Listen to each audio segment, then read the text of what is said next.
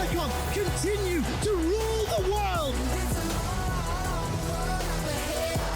Fuzi goes godlike. This is what peak League of Legends looks like!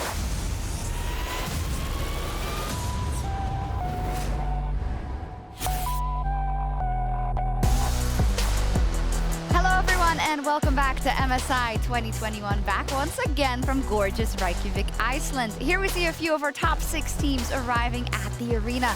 Last week, RNG, Mad Lions, DWG KIA, Cloud9, PSG Talent and Pentanet GG all battled their way through the group stage to find themselves one step closer to the MSI title and an extra spot at Worlds.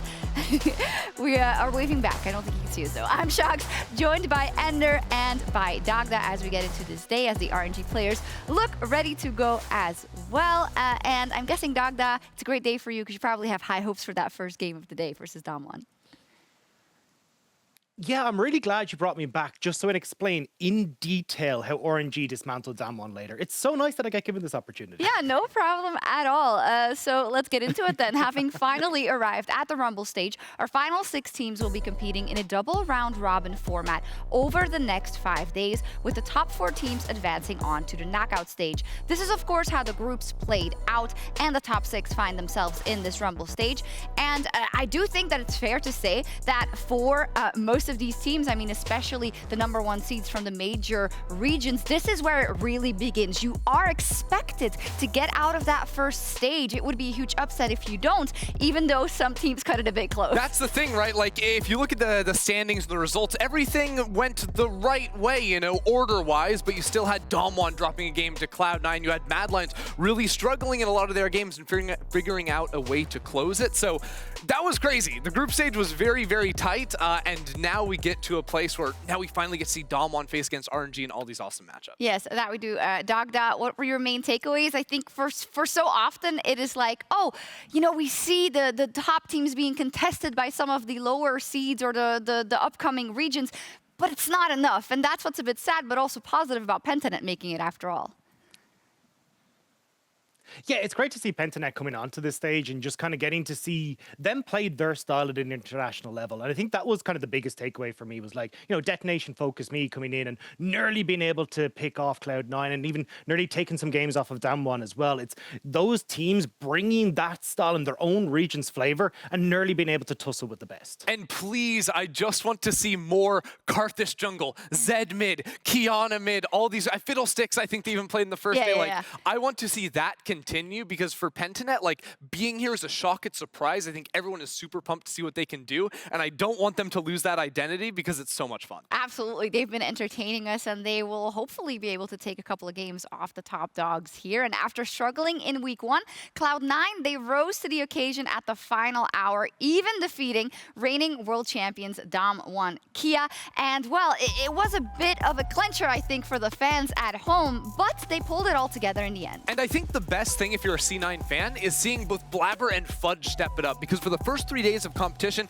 these two players were inconsistent, to put it lightly. I think other people would say they were downright losing games for the team, but they showed up when it mattered. Blabber with creative pathing to gank top lane and position at a timing that, frankly, Con never would have expected, and then using that first pick Lee Sin that everyone thought was completely trolling, like, your blue side, you left Rumble up, what are you doing? No, Fudge showed why C9 think it's good, and they came out with a big win. And to your point earlier, Dagda, it seemed that C9, they stuck to what they like to do, and they prioritized Fudge, even though he didn't have the best games before that. And that just speaks to what you have to do at these tournaments to come out on top.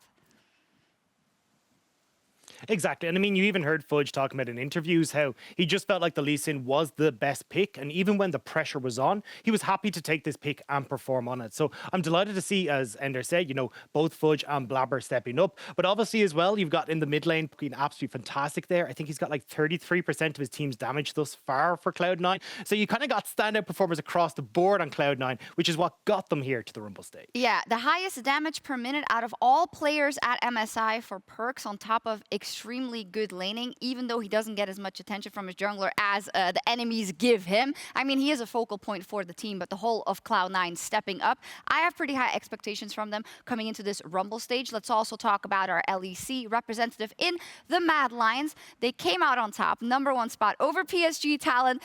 But I feel like we're all a bit hot and cold just because of the nature of many of those games. Look, Mad Lions just confuse me. They make me nervous. I don't know fully what to make of these games either, because for the first 3 days, again, Armut was dominating the top lane. It didn't even look close. And then he's borderline inting on the final day.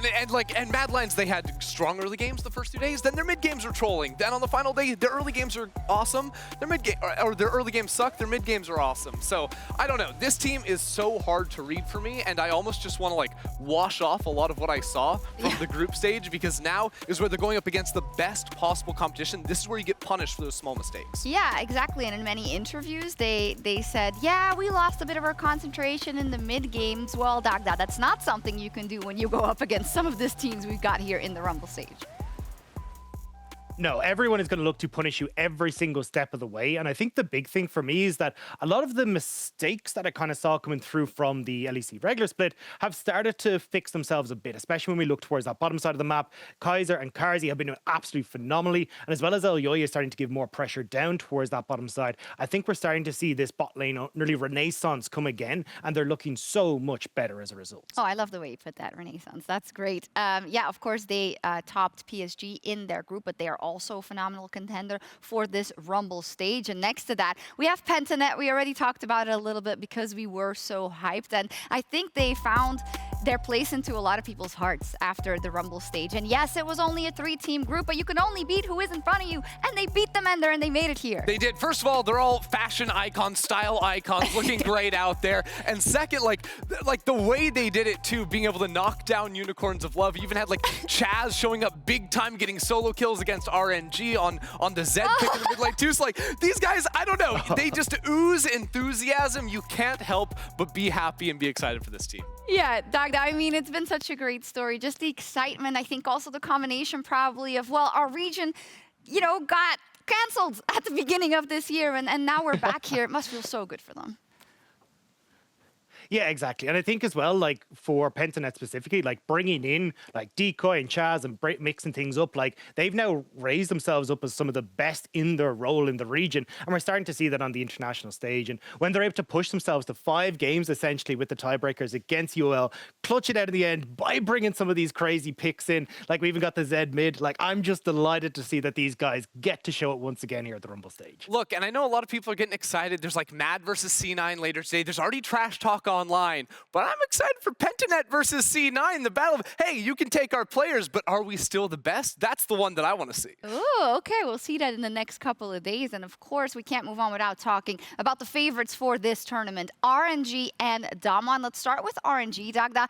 Because of the nature of the teams they found in Group A, you could say they were expected to beat them. They went 8-0. Is it harder for you to estimate how strong they are at this point in time? Yeah, I mean, I can understand why people have doubts, right? If you're 6,500 gold on average ahead of 15 minutes, you're going to be like, well, it was a bit of an easy sweep for RNG. But honestly, I've watched these guys domestically. They've beaten out the best and the best in the LPL, the FEXs, the IGs, the top esports. And this is where I think we're actually going to see them really show their stuff. And against teams like Damwon, like we're starting off here today, I have no doubt that they are going to outperform everyone once again. Yeah, and for Damwon especially, I feel like we've seen teams in the past, like top teams from these top regions, be a little bit slow to warm up, maybe not reveal all their cards either. So even though Damwon had like the close game against DFM, they lost the game to C9. I feel like this team is only going to heat up more and more the later we get into this tournament, and they're still my favorites to take. Yeah, because of the strength of the region, they have deserved that trust in their opponents. We see reigning world champs. Dagda, we didn't see him, but no, you want to add something about Damwon? No. No? I don't know. I just think that the way that RNG plays the map is a little bit better. I think we're going to see a smash through topside. We'll see. We'll see. Yeah, we'll get to that. We'll get to that in the match intro. But I see that you're antsy. You just want to talk about how good they are. Well, one thing that has been standout for RNG, alongside a lot of other things, has been their support. Ming, he was all over the map. And today we're highlighting one of his many roams in the State Farm Assist of the Week. It's hook, line, and sinker in this Assist of the Week presented by State Farm. With RNG getting an early lead, Unicorns of Love doubled down on a top lane gank. Little did they know, Ming was there waiting to sink their plans. Missing a chance here. Yeah, so let's see the 1v1. You can see that a bunch of damage already done, flashing under the turret, but look at this perfect roam from Ming. He gets there right on time. Well deserved by Ming. I'm sure we will see him smurf it up also today. And speaking about supports, but also the rest of the roles and the meta specifically here at MSI, there's been a lot of discussion so far. So as always, we want to ask the smartest people in the room. That's you at home, chat. We want to hear from you. What role do you think is the strongest at MSI? Give your answers right now in chat. And while we tabulate those votes, I'm going to listen to the less important experts, Dagda and Ender. Just kidding, of course. Now, we're going to talk about the role that's been the strongest here. We're going to have some stats to support it, Ender. But I think first we should look at how do you decide what is the best role or what is the most important role? Well, first of all, it's such a hard question. It's near impossible because so many different roles like that are super strong in certain areas and not in others. Like AD carries the classic example where they're completely useless in the early game, but then they're the most overpowered in the late game. So for me, like I almost automatically disqualify AD carry unless their items are ludicrously overpowered, which it's been a little while since that point. And then I'm looking at like what role has consistently the most influence over the course of the game for me. And usually that's going to end up either being junglers or mid for me. All right, let's take a look at what we have then stats-wise. And then there's a very interesting one to start us off, being that the top lane is out-damaging the bot lane right now in the meta. Now, this is very unusual, in fact. Usually it's not the case, especially not at international tournaments. Dagda, what's going on there? Yeah, I think it's a kind of a symptom of a lot of the champions that we're seeing in the top lane. When you look towards like the Jaces, the Nars, and even the Lee Sin as well, these are champions that very much like to trade heavily. Specifically Lee Sin, like that's the entire reason you pick this guy, so we can go in, trade aggressively, heal it all back up with the W and be safe and sound. So I think when we're looking at much more heavy trading versus like the wet noodle fight that we used to get in the top lane, we're seeing this rise in damage per minute. And I think that's the biggest thing, but I still aren't convinced here that the top lane meta is the most powerful role that we have, especially when you look at the strength of things like that mid-jungle 2v2 and how I feel like that's going to be very important coming into this Rumble stage. Yeah, I do think top lane was very strong in group stage, and I think a lot of that is like the variance of the players. I think there's a much wider range and skill across the board, but as we move into the Rumble stage, I think that variance is not quite as high, so we're going to see less of the outright solo kills, less of the flashing underneath tower in 1v9 in games, and I do think it's going to transition much more into the jungle role specifically for me, because when you look at a lot of the strong champions, like I think it's very strong. Yeah, I do want to jump in on mid lane because I heard I jumped the gun a bit. Yeah, you jumped the gun because I heard Dagda mention it before, and that's the order of our preparation, just so you know, and there. But yeah, talk to me about the mid lane, Dagda. Make your case. Still mad about the smartest guy in the room thing. They do make bring the most damage overall. Yeah, I think definitely the mid lane has kind of been unlocked a little bit as we look towards MSI, especially when we're looking at the rise of AP junglers. You've got a playground as a mid laner. You can go towards these AD picks like the Tristana, the Lucian, hell, the Yone as well that we saw come out from Perks. And this is what I wanted to kind of like look at and go, okay, cool. You can get these massive damage numbers out of these champions and it looks really fun and cool. But when we actually look at what we are seeing a lot out of those mid lane champions that are picked, it's still the Victors, it's still the Zoes, the Orianas, and it still feels like a lot of times they're playing towards that jungle priority and trying to help out their jungler. And you can maybe understand it as well because kind of the security and the scaling that those champions offer, that's a great thing for any team, but more often than not at these tournaments, the teams that really stand out are the ones that dare to go for the other things. I'm very happy with the versatility so far. Maybe not so far because we are seeing a lot of the Oris and the Victors. But the top lane, I mean, the top laners are also the ones that are always nagging, right? That are always like, oh, I'm playing this Nar versus Renekton matchup. I thought it was the AD carries that you were usually crying. Is I think everyone likes crying. Everyone likes their role. Oh, so you're Corky mid lane. Maybe yeah. It's always everyone's upset. And now, please talk to me about the jungle. Is it my turn? Are you happy with the jungle? Thank you so much. You know what? I am happy with the jungle. And basically, I think the thing that has felt really good for junglers in this tournament specifically is that we have a lot of really solid scaling options with the Rumble in the jungle, with the Morgana. I mean, we're seeing Fiddlesticks too. Like, all these AP champions, the nature of their items means that they are going to get stronger and stronger over the course of the game, and their teamfight impact is very high. Traditionally, in the jungle role, you're completely broken in the early game, but then you're playing Lee Sin in a 5v5 and you feel pretty bad about it. Nowadays, you have the ability to control the early jungle matchup, influence lanes, create a lot of imbalance there, stack early Drakes in a meta that's all about fighting around the Drake for soul. Seems like a lot of players should be happy with their roles at this point in time. And I don't want to open the can of worms, Dagda, but what do you think of Rumble as a jungler compared to, you know, playing him somewhere else? Yeah, I mean, look, he obviously has this incredibly fast clear. He can do a lot of work in the early stages. Like, having the overheat mechanic now work so well in the jungle is fantastic. But I still think, as teams have kind of seen as we've gone further on in the tournament, that you're happy to just take things like Udyr into it. Yes, it can have that big impact, but it's not as crazy as something like the Morgana, which I honestly think is the best champion on the patch right now. All right. Well, people of home have voted, and so the jungle is winning by a large margin. And you know what that is? That's everyone crying that jungle is broken. Those aren't junglers that are voting that jungle's broken. That's your mid laners, your top laners. Like, these guys gank my lane and I lose now. It's always going to be that way. I mean, people are always going to be mad. The marksmen are always complaining, and now they're not even like on this graph. So I don't really. Yeah, it's gonna. Yeah. Well, now it gives them fuel to complain even more. So. Maybe. Thank you so much for contributing to this discussion. I'm sure it's not solved yet for the moment, though. Let's cool down a bit and hand it over literally to Laure, who is definitely on location for an Icelandic fun fact.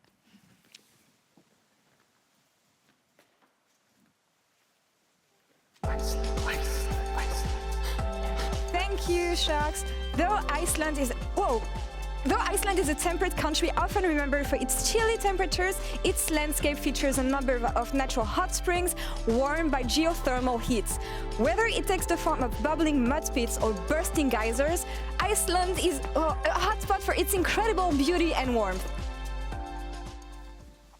Thank you so much, Laure. While Iceland brings plenty of fresh scenery, I want to talk about 3 fresh talents that have come up big so far at MSI in Elyoya, Gala, and Blabber. Now, just 2 years ago, Elyoya was playing in amateur tournaments in Spain, and now the Rookie of Spring is representing the LEC on the international stage for the first time, facing against Canyon, a player he highly admires, probably the best jungler in the world, in just a couple of days. Now, Elyoya's journey is taken straight out of a movie script, and if he continues to grow like this, the sky is the limit for the young Spanish jungler. He's shown prominence on some of the meta picks like Morgana and Rumble, but we will see how he fares in the Rumble stage up against titans like Cloud9, RNG, and the reigning world champions DWG KIA.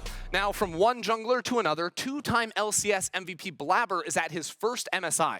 And after a rocky start to the tournament, the NA superstar really found his groove on the last day, even up against the world final MVP Canyon.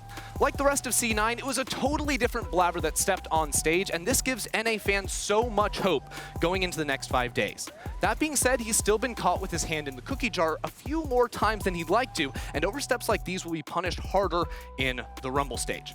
Finally, we have RNG's hero from the LPL finals, Gala, the young prodigy and heir to Uzi, playing alongside veteran and MSI champion Ming, has done wonders for the rookie on the international stage, as he and the rest of RNG went completely undefeated in groups.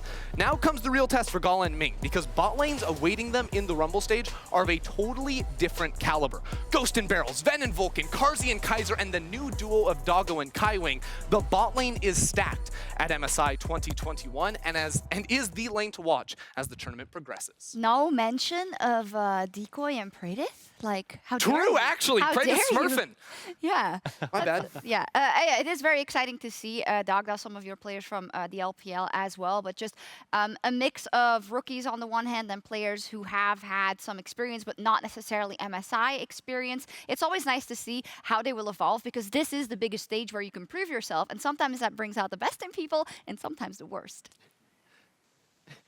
Yeah, I think certainly you can kind of see that when you look at the two junglers that we've seen, right? And I'm kind of ready for the Netflix adaptation, El Yoya, the jungler's journey as we move forwards. But I think he's been wonderful. I think he plays incredibly well. He's so smart about he moves around the map, and certainly facilitating the bot lane has been such a big boon towards Mad Lions.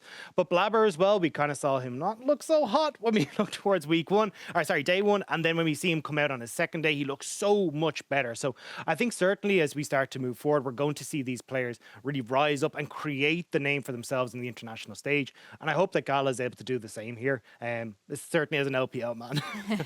Yeah, absolutely. And it is, I think, a mark of a great player that you can bounce back when it doesn't go as well, right? Let's now check in with our MasterCard question of the day from Excelsior, asking which region has advanced the furthest since the last MSI?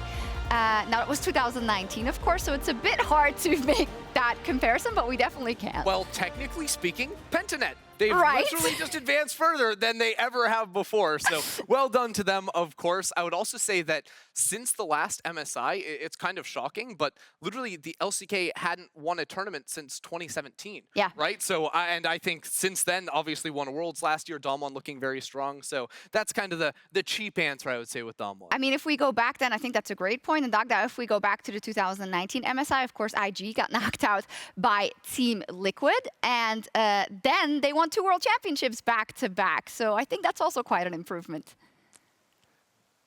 Yeah, definitely. I mean, look, there's a whole heap of teams that have improved, but I think if we're looking at the most improved for me, it's going to be Detonation Focus Me. I mean, nobody really looked at the Japanese region apart from Vedius for such a long time. And for them to come in and then nearly take down Damwon 2 games in a row, look absolutely stellar and nearly able to push themselves in towards taking a spot away from one of our major regions, it really does speak volumes to me about how much this region as a whole has grown and the talent that Detonation Focus Me is now fostering. Yeah, I completely agree. Absolutely stole our hearts as well, and something to look forward to at the World Championship. Now today, and in this stage, we'll see all 6 remaining regions in action, starting with Damwon taking on RNG and Mad Lions facing off against Pentanet.gg. Is that the first upset in the making?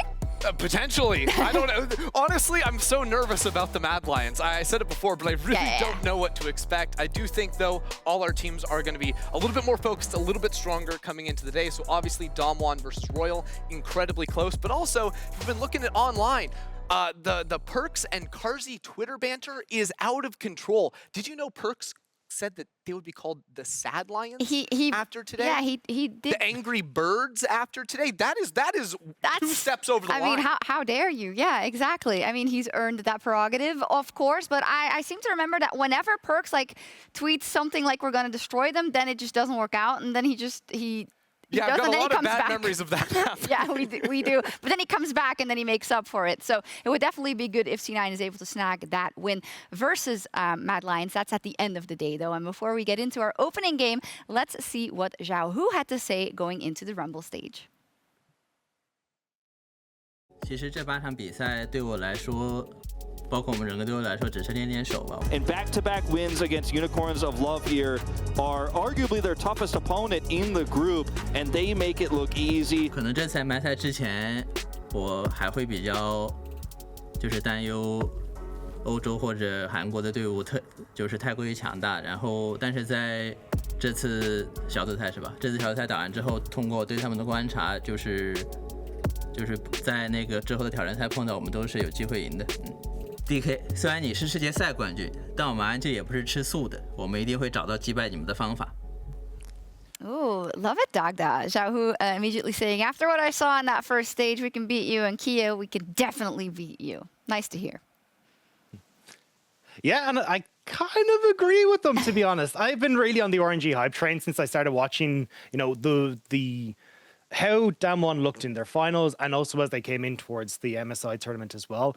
There seems to be a lot of issues that are coming through from kind of how Khan can play in that top lane when he is heavily focused, like we saw in Detonation Focus Me, like we saw against Cloud9 as well. And I think when you've got the RNG, which is, at least on the Chinese side, joked about as Zhao Hu plus the 4 wards, if they're just going to play through that top side continuously, I think they will be able to punish Khan. And specifically when we looked at Khan and on these kind of carry picks like the Gangplank and the Jace, he averaged a 500 gold deficit at the 15-minute mark. And that's when we start to see that attention put towards him. It really does cause blunders for the Damwon game plan. Let's dive a bit deeper into that. As said, our first match, Dom1 RNG, they are fighting to land the first blow in their battle for global dominance. That sounds so good. But of course, last year, Dom1, they came out on top. They are currently our reigning world champions now, looking, I think, to kind of reignite the flame of the LCK dominance as a whole. As said, the LPL wins the world championship 2 years in a row. Then Dom1 takes over and wins last year. And I think an MSI title would really solidify the strength that the LCK has again in the global space. Yeah, I mean, well, when you look at it, like the two most prominent Korean orgs of all time, right? SKT and Samwon, multiple titles to their names. Dom1 is the next on that trajectory if they keep it up. Obviously, at 2019 Worlds, showed up in a big way in a lot of their rookie seasons. Last year, won the World Championship. So now it's about stringing those together. When LCK Summer, when Worlds, when LCK Spring, when MSI, keep it going and potentially set them up for the Golden Road. Potentially, yes. Super interesting as well, because at Worlds, I remember they were just, even when they weren't playing at Worlds yet, and then they went out in the quarterfinals, but they grew from that and were just suffocating to the teams that they met. You could not give them anything or they would roll over you. And I'm wondering how strong that is now in this new version of Dom1, of course. As we look up at their opponents, RNG, they are rebuilding, they are returning to the international stage. You know, the only player they were ever at the international stage with for the longest time was Uzi, and it really is the post-Uzi era Dagda, and they had to rebuild, sending Xiaohu now to the top lane, having Cryan and Wei come in, and of course that promising bot lane. Yeah, there's been a steady decline with the RNG guys. If you look from that 2018 nearly golden road that they tried to go for, it's just been, nearly getting towards getting to semifinals at the world stage. Then you look at 2019, they only got to groups. 2020, they don't even make it to worlds. And they're really struggling when it comes towards the group stages as well, or at least our regular split as well. And I think now coming into 2021, a lot of people were doubting them coming into this, but Xiaohu has really stepped up as that top lane. Now we're looking at Ming as well, putting on these insane performances from the bottom lane to help carry RNG and be that Ming VP. And I think now this is an RNG that is looking dominant and set to bring back that era that we had in 2018 where they did look so dominant. That is the hope indeed. And you already talked a lot about Khan before we got into this. I hear that you just want to talk about that top lane, and I understand it because I just want to take the fisticuffs off. I just want to go for it. I get it.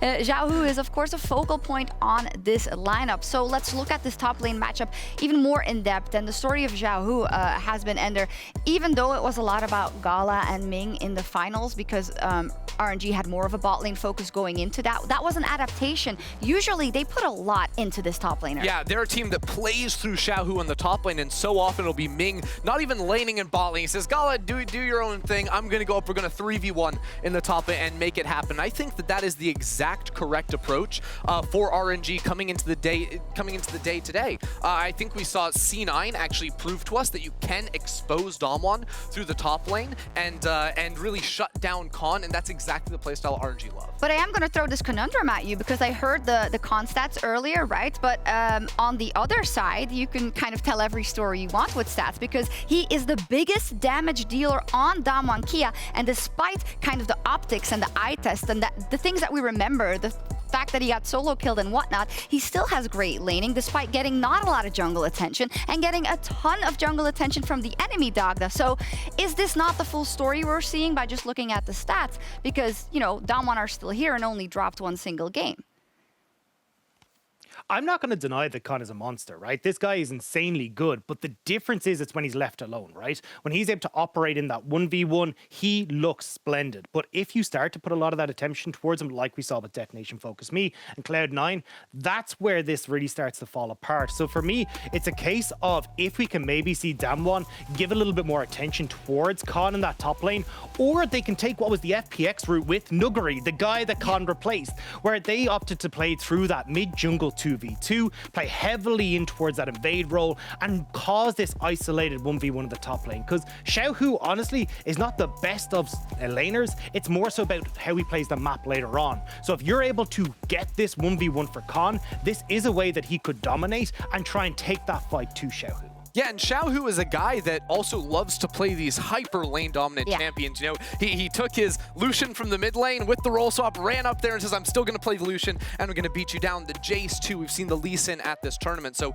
it would not be shocking again to see Xiaohu continue that direction. And then for Khan, it's the question of, do you actually go for the full contest and match carry with carry, go for something like the Gnar, or go back to his favorite champion in LCK Spring, which was the Sion, which can just play the easy weak side and soak up a lot of the lane pressure. Yeah, and I think that was also kind of a point of contention coming into this. Dagda was like, oh, is he only going to play the Sions and this? But no, he pulled out the Jace as well.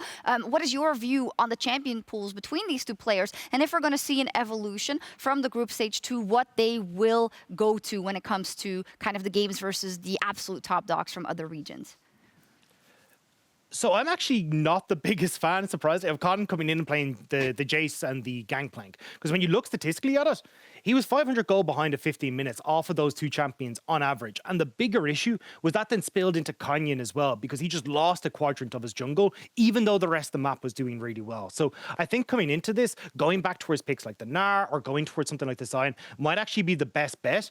And then if Damwon can try and control that Rift Herald on the top side, it'll prevent Xiaohu from getting that early terror, which RNG love to play around, and then opening up those side lanes. So I think this is definitely a way that Canyon can try and weather the storm here, and certainly a testing ground to see what happens when you've got such a strong tank top laner in Khan on the Sion, and if RNG can actually manage to find that hole in the Damwon defense. Also, it's not like Khan Sion is some like stupid tank that he plays in the top lane. Has, like, he was out damaging his own teammates in team fights on that Sion, building full tank too, so he is a monster in his own right. Just, I think, a very different style to Xiao. Definitely so. Dagda, then let's talk about other possible approaches. The top lane seems like a viable strategy for RNG, but I'd love to also focus a bit on the bot lane. I mean, Ming and Gala have been doing very, very well. I think Ming especially, as you have alluded to before, but this guy, Ming VP, he is everywhere, and when he gets to roam, he can put that pressure on the map almost like no one else can. And he's up first as Beryl and Ghost, who I think have had a quieter group stage so far.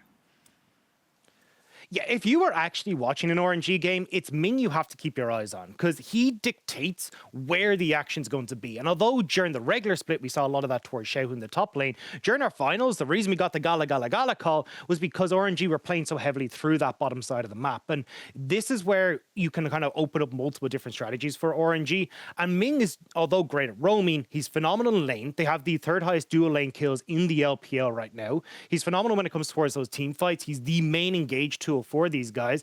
And then when you start to look towards the ability for them to go up against Ghost and Beryl, there have been mistakes that have come through from Ghost and Beryl. So I'm a bit curious to see actually what the game plan for RNG is here coming into today, whether we see the let's play around Xiaohu style, or if they go back towards that final style like they did against FPX and play through Gala on that bottom side. Yeah, my producer said I have to go to the casters, but I need your predictions. Dagda, quick. RNG. Yeah, I didn't think that was such a surprise, but you, Ender. Damwon, baby, it's time. Canyon and Showmaker rise up. All right, let's see. It's time for the next chapter in this global tale. Let's get into the action.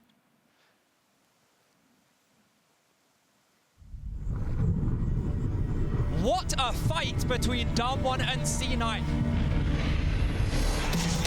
And from villains to victors, C9 take down Damwon. RNG have a perfect run.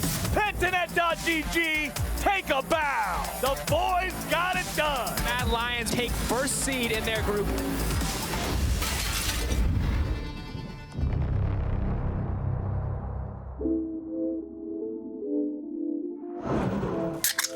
Cheers, guys. We made it to the Rumble stage. It's so nice to have a night off to relax. 완전 나쁘지 않아? 아 뭐야 왜 여기 있냐?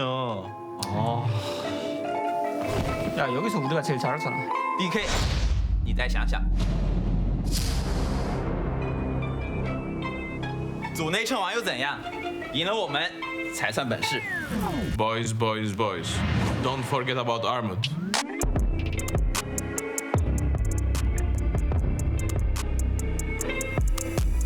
Hey, you guys are good, right? We're here to have fun, yeah?